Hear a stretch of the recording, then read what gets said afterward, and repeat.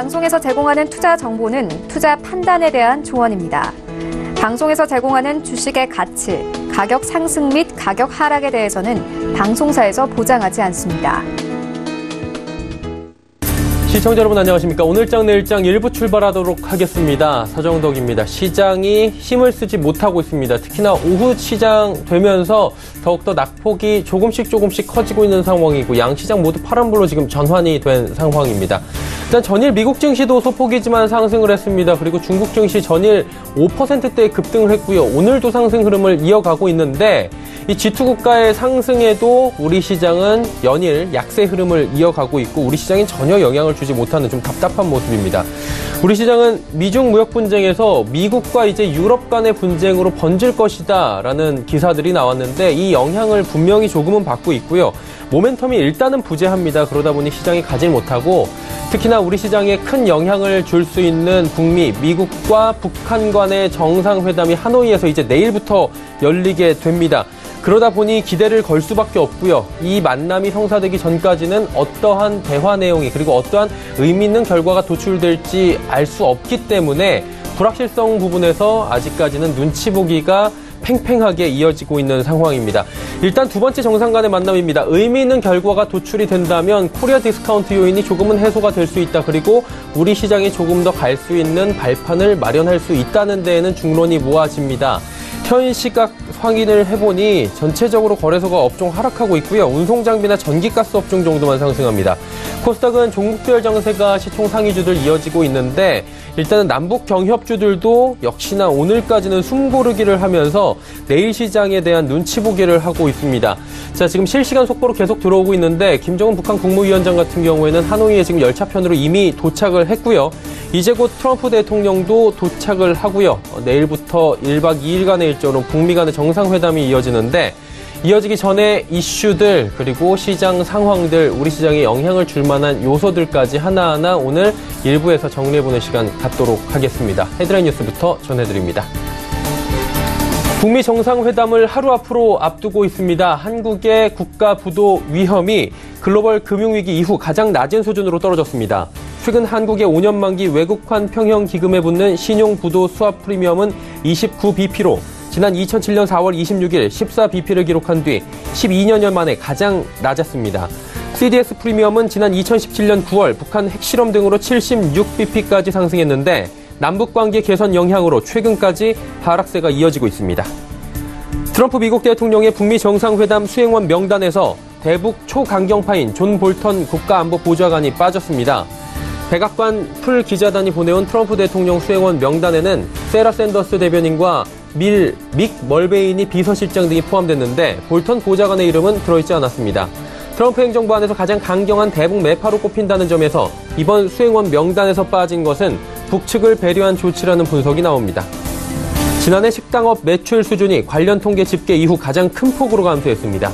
통계청 자료를 보면 지난해 음식점업 생산지수는 94포인트로 전년의 97.2포인트보다 3.3% 하락했습니다.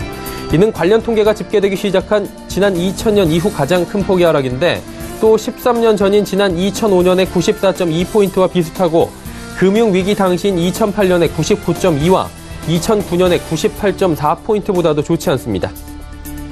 중국이 올해 적극적 경기 부양책에 힘입어 6.3% 안팎의 안정적 성장세를 유지할 것으로 전망됐습니다. 한국은행 북경사무소는 중국 경제의 동향과 전망 보고서를 통해 미중 무역 분쟁 등의 불확실성이 지속되지만 정부 대책의 영향으로 성장률은 안정적 수준을 유지할 것으로 내다봤습니다. 국내 증시 흐름 이어갑니다.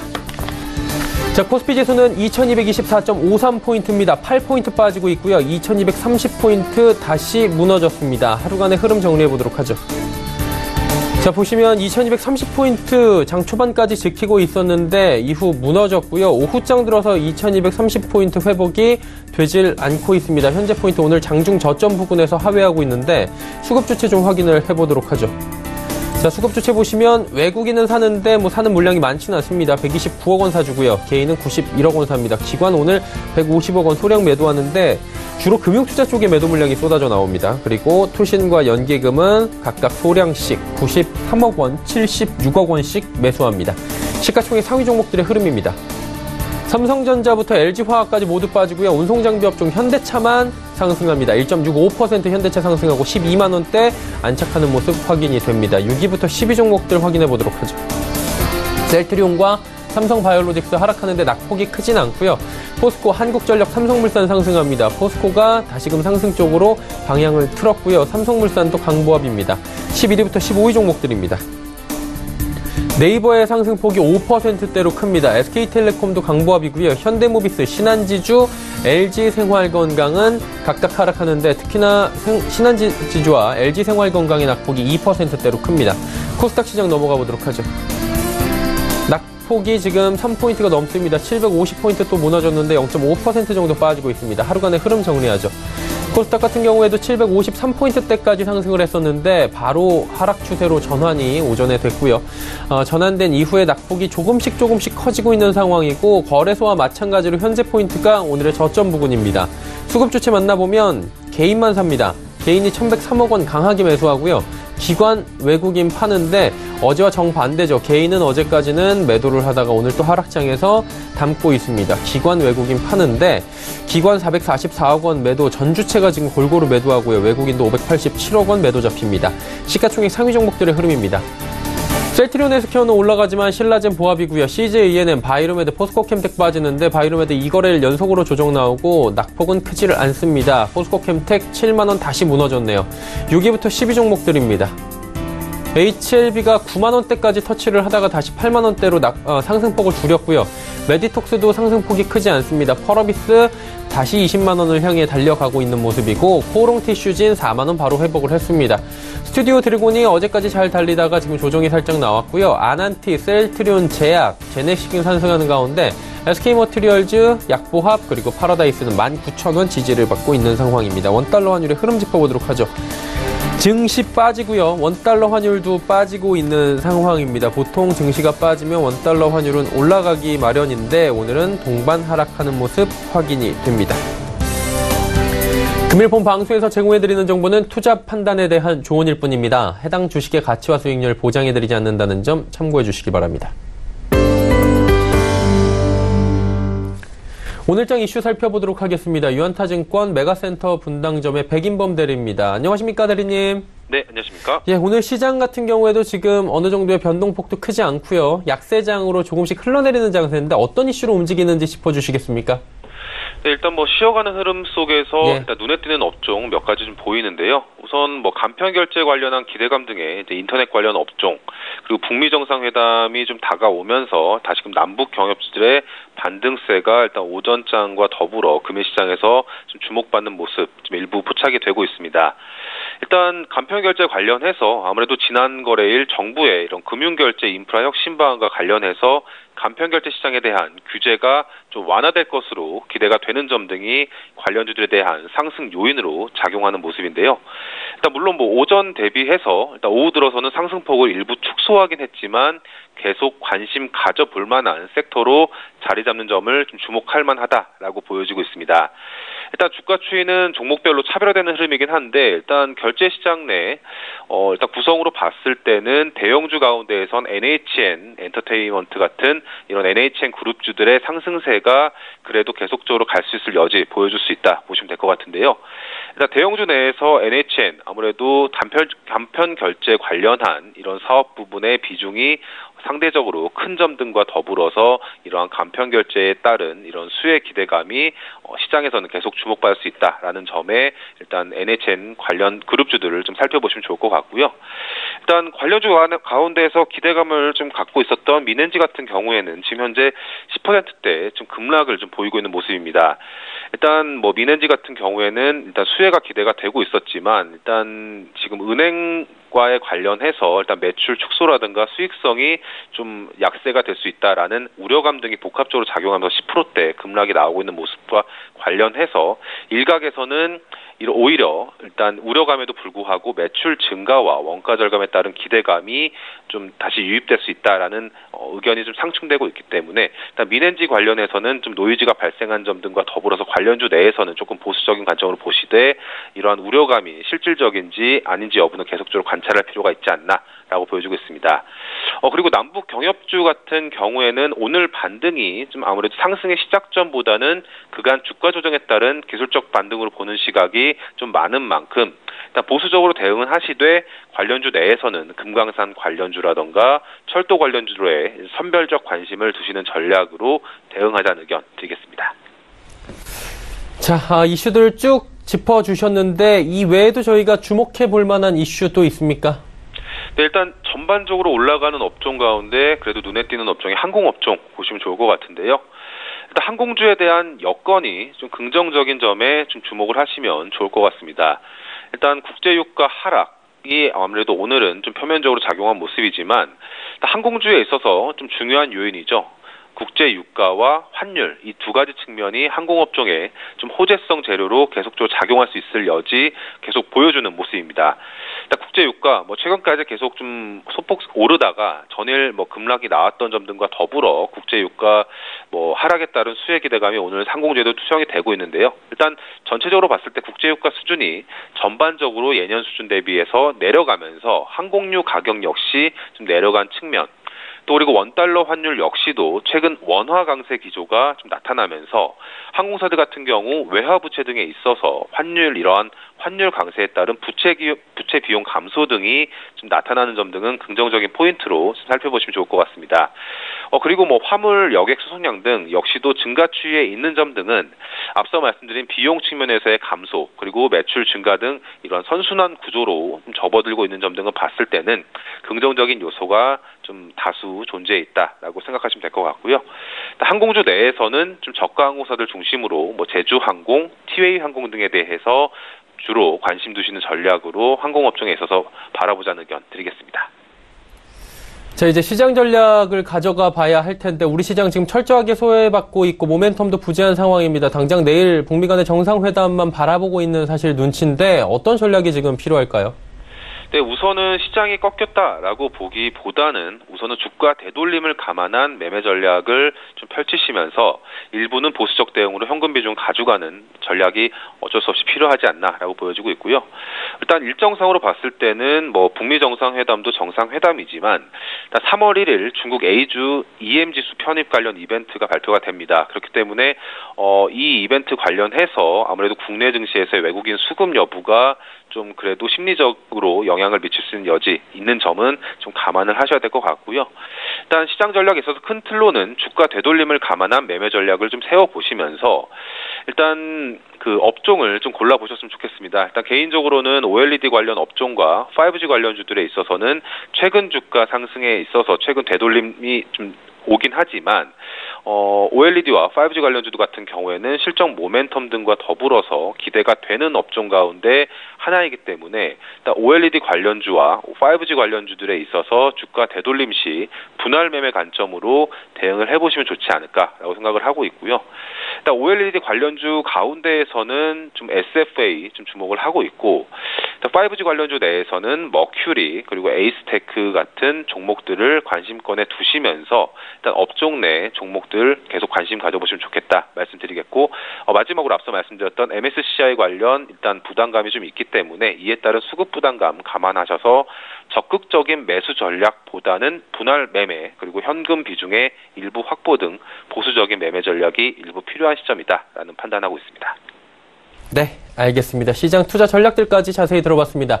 오늘 말씀은 여기까지 듣겠습니다. 고맙습니다. 네, 감사합니다. 유한타증권 메가센터 분당점의 백인범 대리였고요. 이슈 칼럼 바로 이어갑니다.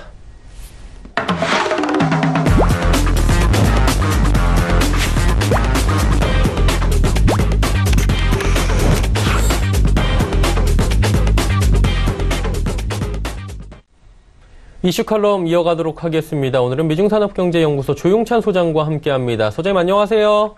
예, 안녕하십니까. 예, 사실 오늘의 가장 큰 이슈는 북미 정상들이 이제 내일 만나는 것을 하루 앞두고 있다. 이 부분인 것 같고요. 계속해서 속보로 나오고 있는 부분인데 조금 전에 김정은 북한 국무위원장은 열차편으로 하노이에 도착을 했다라고 지금 중계가 되고 있는 모습을 저희가 봤습니다.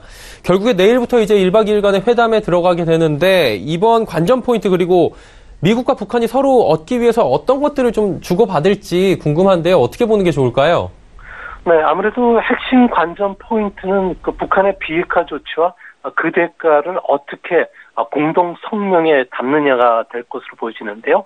1차 북미 정상회담 때는 구체적인 합의가 없다 보니까 실질적인 비핵화 조치도 이루어지지 않았습니다. 하지만 이번에는 좀 더 구체적인 성과를 낼 것으로 보여지는데요. 이렇게 보는 근거는 아무래도 1박 2일 동안에 양국 정상이 최소 5번, 최대 7번 정도 만남을 갖기 때문에 아무래도 의제가 한반도의 완전한 비핵화뿐만 아니라 항구적인 평화체제 구축, 그리고 또 새로운 북미 관계 마련, 그리고 제재 완화와 관련된 부분들을 논의할 수밖에 없는 입장입니다. 이렇게 됐을 경우에 예상되는 시나리오는 세 가지로 그려지는데요. 최상의 시나리오는 빅딜을 이루는 경우입니다. 북한이 핵시설을 동결하고 또 완전한 신고, 검증이라는 시간표까지 들고 나온 로드맵을 제시할 경우에는 아무래도 미국은 오랜 적대 관계를 끝내고 모든 제재를 해제할 가능성은 있지만 확률은 5%가 채 안 됩니다. 다음은 미들딜 시나리오인데요.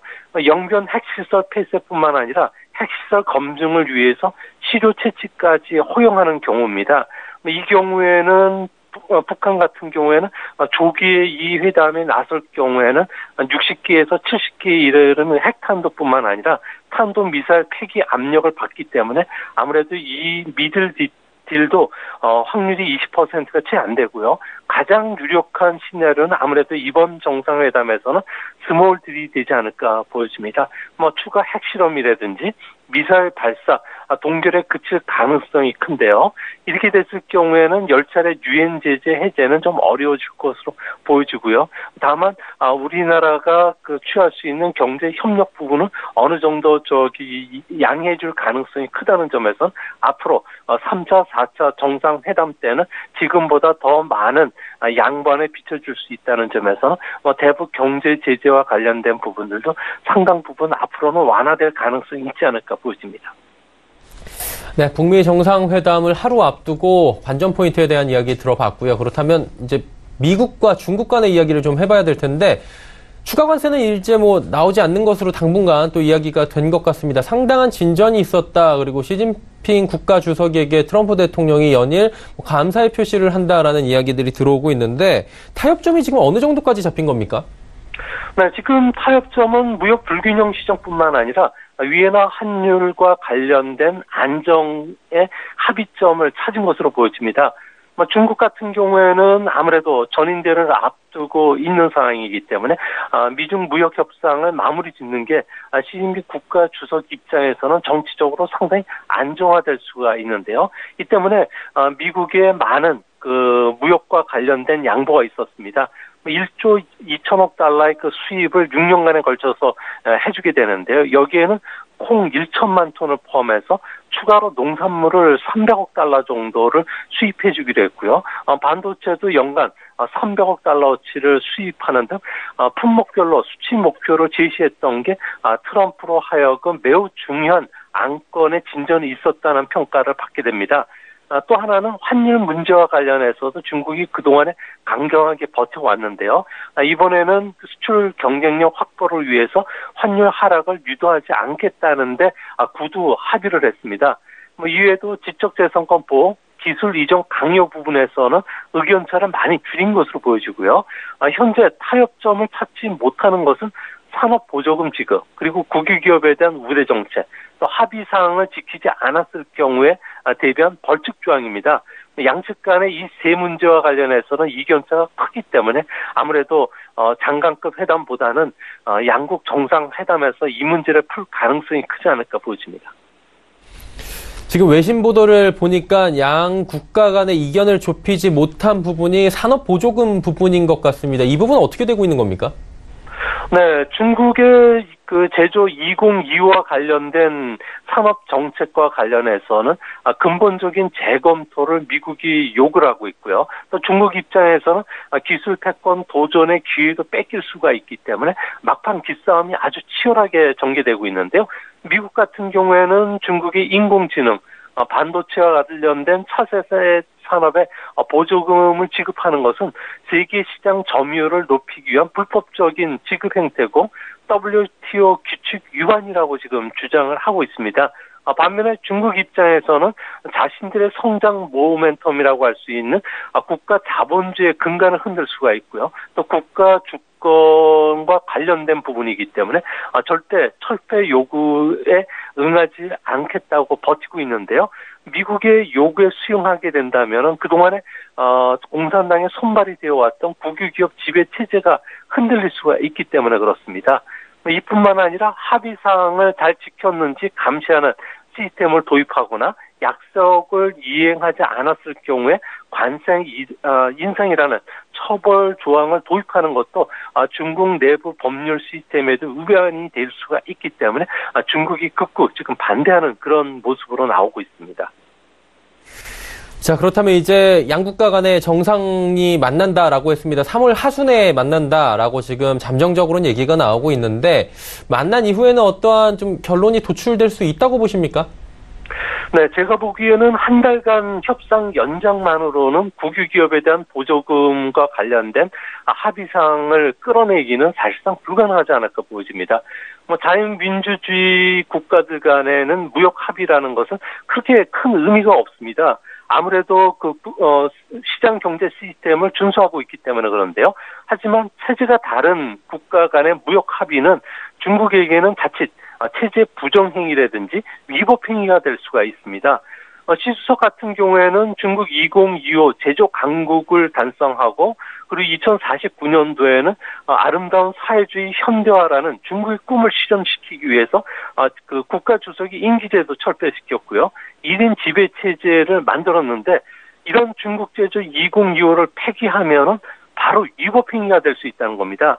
이뿐만 아니라 사이버 공격을 인정한다든지 감시 시스템을 인정했을 경우에는 체제 부정행위로 받아들여질 수가 있기 때문에 정치적으로 상당히 민감한 사항이 될 수 있다는 거고요.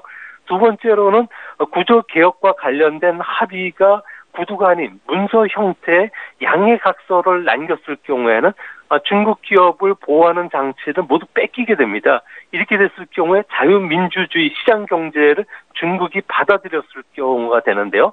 이러면 중국 특색의 사회주의를 흔들 수 있다는 공격을 받게 됩니다.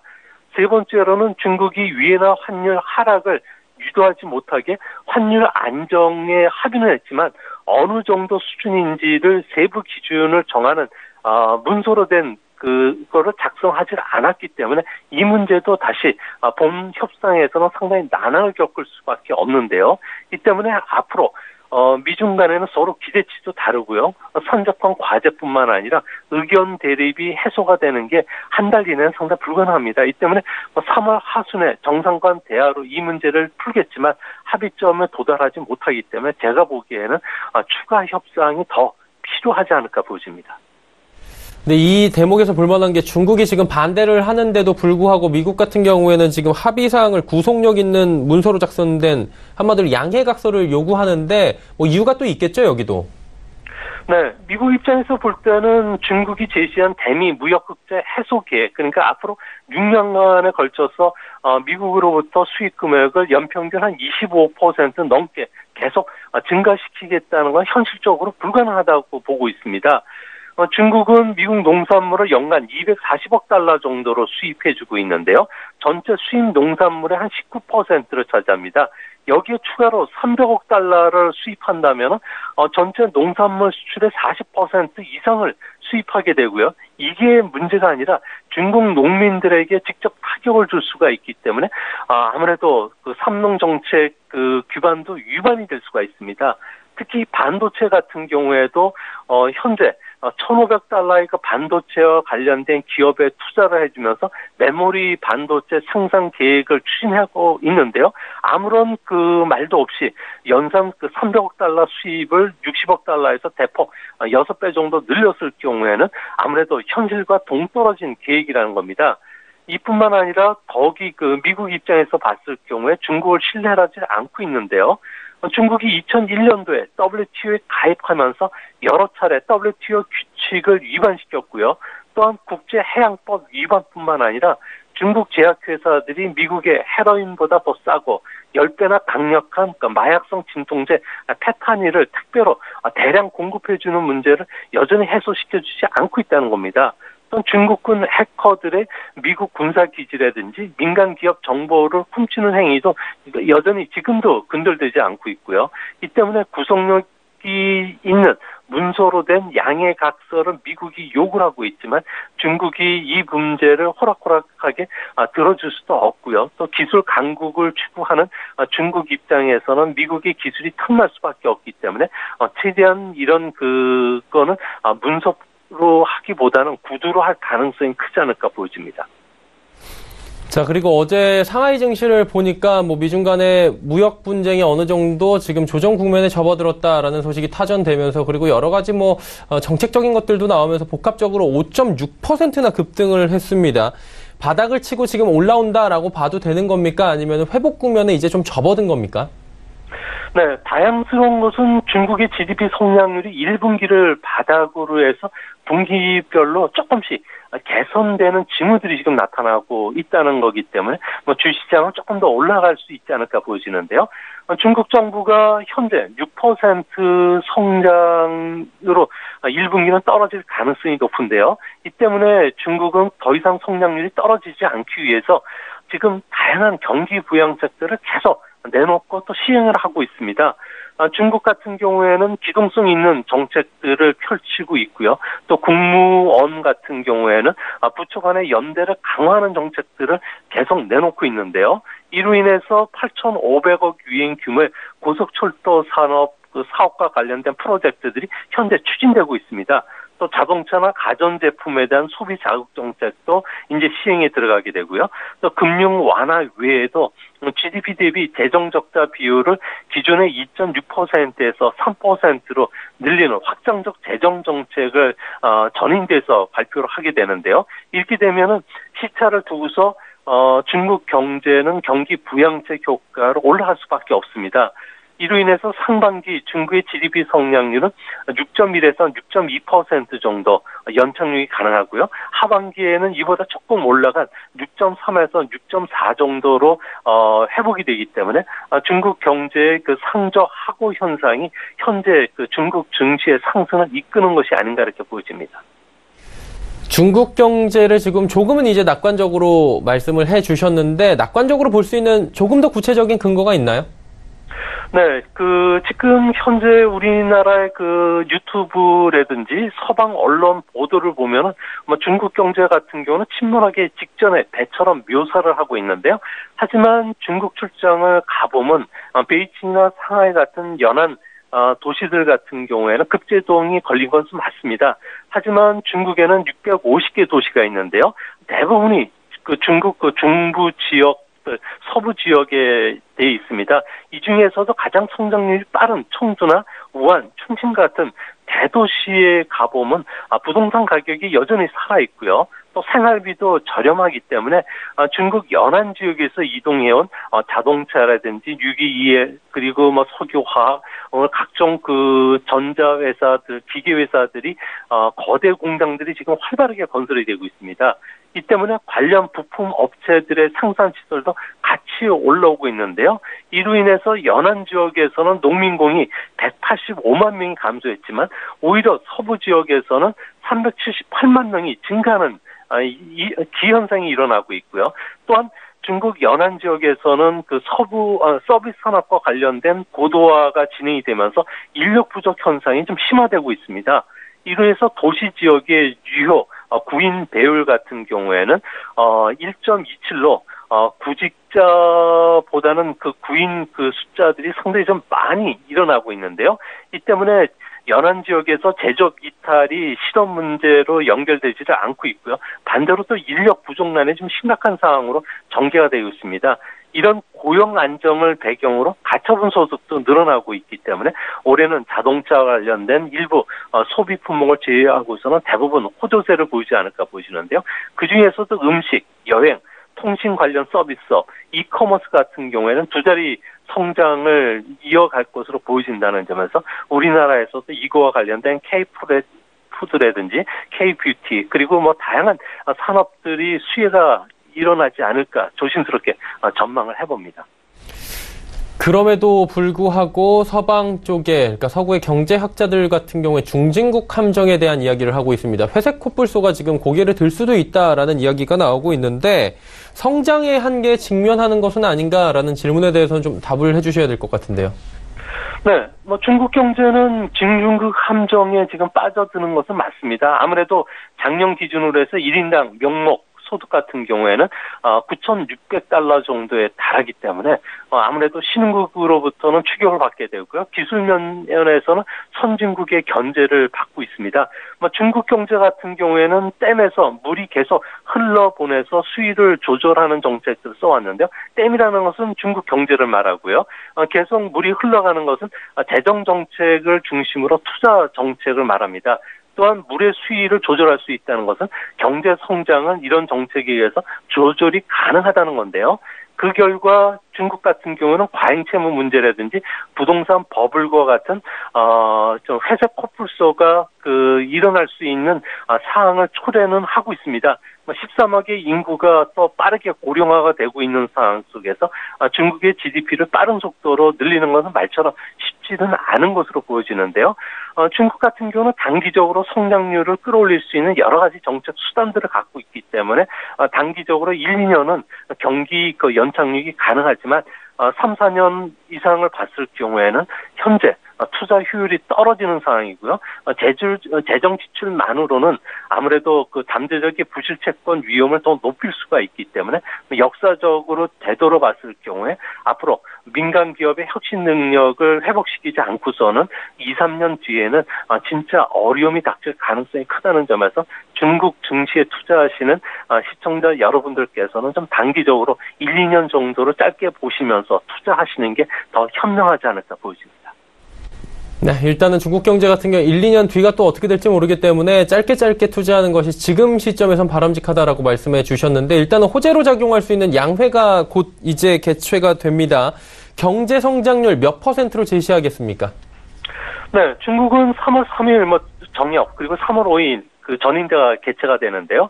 여기서는 아무래도 중국 같은 경우에는 성장 방식 전환, 질 높은 성장을 위해서 성장률 목표를 6에서 6.5% 밴드대로 제시할 가능성이 크고요. 또한 중고속 성장에 들어갔기 때문에 질 높은 성장을 추구한다는 점에서는 앞으로 중국의 성장의 축이 격차 해소, 그리고 교육, 의료, 호적 제도와 관련된 개혁에 좀 더 방점을 찍을 수 있다는 점에서는 앞으로 중국과 관련된 투자 방향도 이전에는 투자와 관련된 수혜주에서 앞으로 질 높은 성장과 관련된 수혜주로 바뀔 수 있다는 점은 아마 이번 전인대에서는 분명히 보여주지 않을까 생각이 됩니다. 네, 알겠습니다. 양회까지 앞둔 중국 경제 이야기까지 나눠봤습니다. 오늘 말씀은 여기까지 듣겠습니다. 고맙습니다. 예, 감사합니다. 미중산업경제연구소 조용찬 소장과 함께했습니다.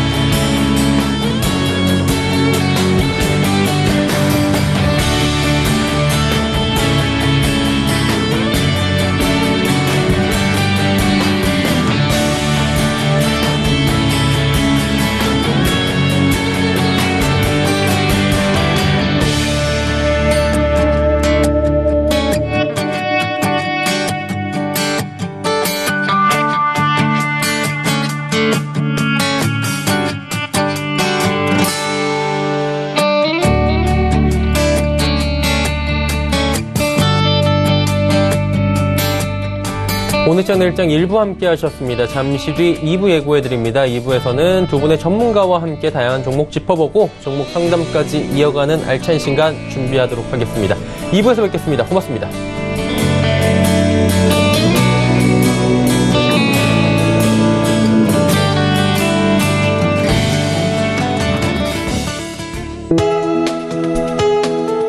본 방송에서 제공하는 투자 정보는 투자 판단에 대한 조언입니다. 방송에서 제공하는 주식의 가치, 가격 상승 및 가격 하락에 대해서는 방송사에서 보장하지 않습니다.